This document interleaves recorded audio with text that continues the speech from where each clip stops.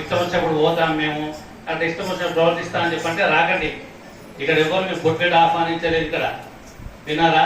ఇక్కడ జరిగేటువంటి ఆధ్యాత్మిక కార్యక్రమం కేవలం భగవత్ ప్రీత్యర్థం చేస్తున్నాం. చేస్తున్నప్పుడు దాని సమయటువంటి సమయాన్ని పాటించి ఆ సమయంలో వచ్చి సమయం వరకు అయ్యేటట్టుంటేనే రండి. అంతేగాని మధ్య రోజు మేము వెళ్ళిపోతాం మేము అని చెప్పని మీరంతా అబాధ్యత ఉంటే మాత్రం అమ్మవారు మన పైన అబాధ్యత ప్రదర్శిస్తుంది. విన్నారా? ఒక 2 సార్లు తల్లి చూస్తుంది, 3వ సారి నాయన నీ పనులు చేసుకోపోరా, నీకేమైనా పట్టించుకున్నట్టుంది. కాబట్టి మీరు అనుకున్నటువంటి వేరే మీరు చేసుకునేటువంటి ఆధ్యాత్మిక కార్యక్రమాలు అయితే కాదు మా శాక్త పరిషత్తు.